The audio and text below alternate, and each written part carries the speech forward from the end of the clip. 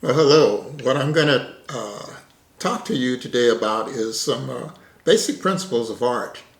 But before we even get into that, I want to talk about the tools that I use to make the photographs that are going to be in this program. And I think it's important that you understand the methodology, in other words, how I come to these images. The first thing is I am shooting with film.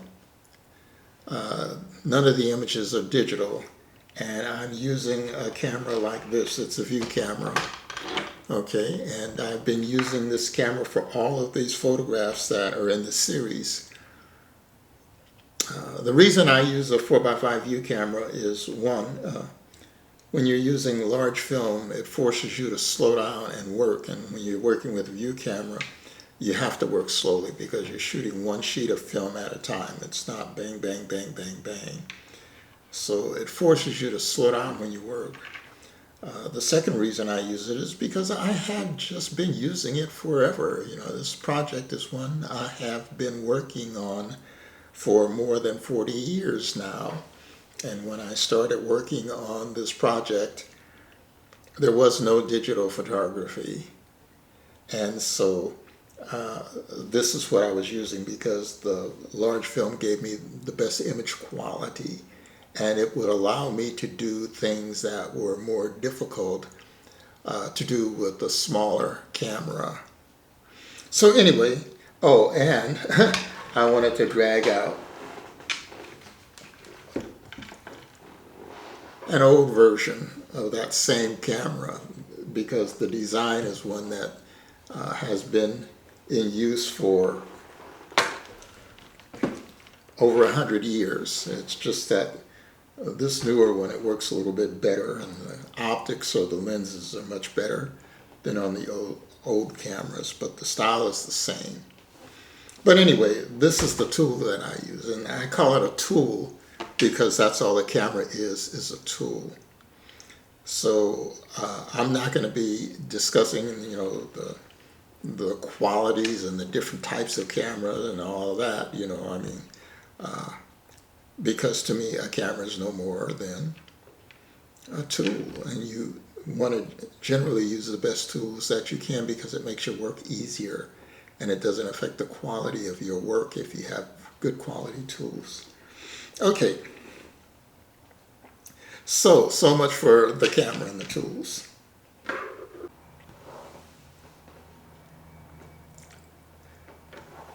If you know the principles of art, it will make you better equipped to be more concise in the images that you make.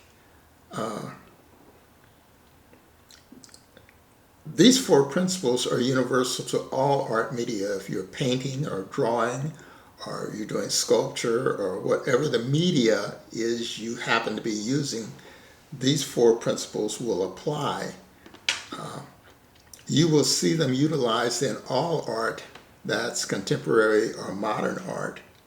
And I specify contemporary or modern art because when you're making contemporary or modern art, the artist determines the content. It's a self-imposed visual problem. That's basically what art is. It's a self-imposed visual problem.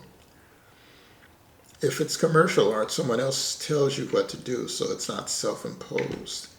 It's a visual problem because each image is a unique situation, and it's a visual problem, and you have to solve it as an artist. So if we're talking about painting, drawing, or whatever, photography,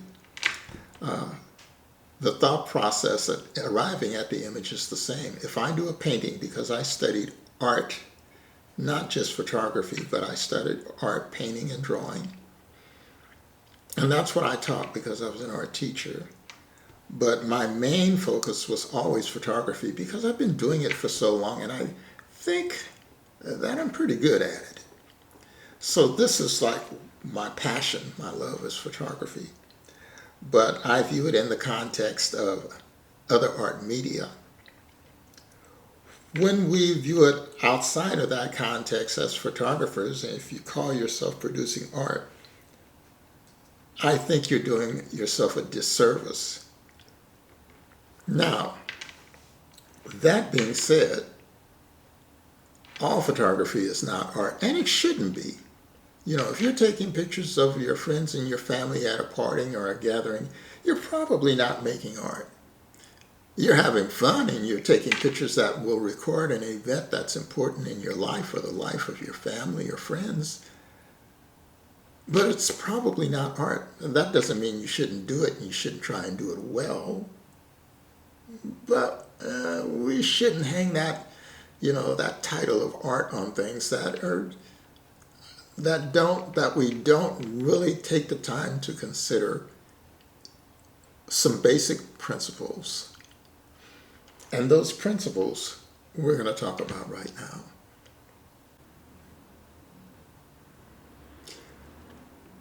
The four basic principles of art are contradiction, ambiguity, symbolism, and aesthetics. Now for this program, we're going to talk about contradiction because I don't want to give it all to you at one time. It's a lot to chew on. And so we'll have these programs in sequence. And so the first one is contradiction. There are two kinds of contradiction. There's physical contradiction. That's contradiction that appears to defy the laws of physics. So it's something that's floating in the air that technically it shouldn't be able to float because it's too heavy or it doesn't have the right properties to float in the air. Something that is underwater, it should be underwater. Physically, you wouldn't see it underwater because it would disintegrate or be destroyed. And so those are like physical contradictions, something coming out of a wall, but the wall is solid, but it appears to come through the wall. We have examples of that in other art media, like if you look at the work of Salvador Dali. I use him as an example because it's easy to access his work. You will see his use of physical contradiction. The other type of contradiction is psychological contradiction. And that's something that can physically be done and you can see, but it's not what you expect to see. It's something in a place or position that you don't expect to see it. That's a psychological contradiction. So we're going to talk about both of those types of contradiction.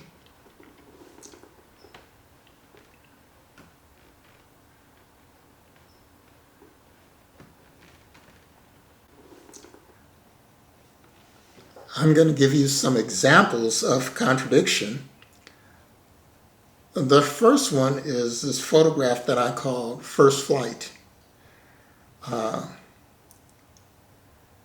It's a picture of a feather and an egg, and we don't actually see a bird, but the feather lets you know that the bird was there. I'm trying to make photographs that make you think, or that leaves room in your imagination for you to form your own conclusions.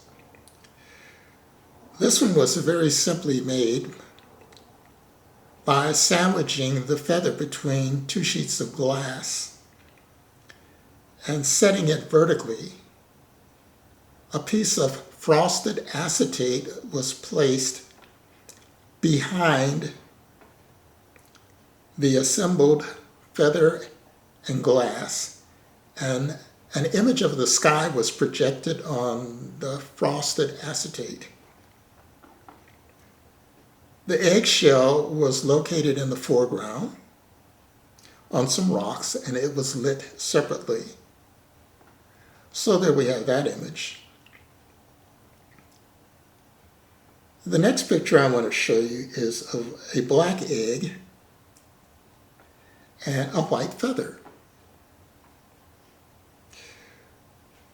This is very similar to the first one, except for it's more abstracted. The way this was made was first painting the egg black, second poking a little hole in both ends of the egg and blowing out the contents to reduce its weight, and then taping it to a black wooden rod with double stick tape, and the rod was placed in a holder that I made to support the rod and the egg so that it was 3 or 4 feet away from, about 3 feet away from the apparatus that I constructed to hold it. And it was black velvet was draped in the background to cover my little apparatus that I had constructed. And the same thing was done with the feather. The only difference is the black rod that I used to suspend the feather was sharpened in a pencil sharpener to almost a point, not quite a point, maybe a 1/16 of an inch in diameter. And the vein of the feather was glued to this little tip of this black painted rod, and it was stuck in the same apparatus. And so it made the feather appear as though it were an inch or so above the egg. This was lit from the side and from the bottom, and a reflector on the other side of the egg. And the light that was lighting the egg just happened to light the feather at the same time, so it wasn't a separate light source. The next picture is floating coral. And this is done similarly, but not the same. And again, this is a physical contradiction to make it appear as though the coral is floating above the water instead of being in the water. And this coral is also suspended on this rod, but the background is an image of the sky and the water that is printed on a printable acetate.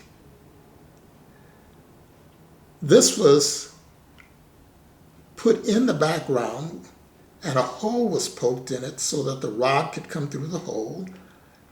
And the same is true with the piece of frosted acetate that was behind this image, so that when I shined a light from the background, it was diffused by the frosted image, by the frosted acetate. So this was very simply done. So the idea for making these images was unique for each one.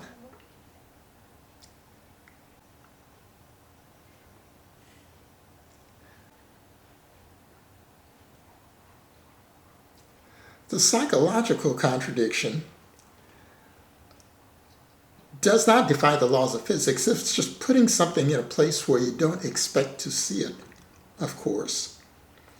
And this was, first one, it was utilizing a kitchen knife that was placed on bricks that were very rough-hewn bricks, rough-hewn brick pavers. And the knife was in a place where you wouldn't expect to see it, so that is the contradiction there. And the next image is illuminated paper bags. One paper bag has an illumination in it. The other paper bags are closed. And so this was a psychological contradiction, or something that was easy to do, but something you wouldn't expect to see.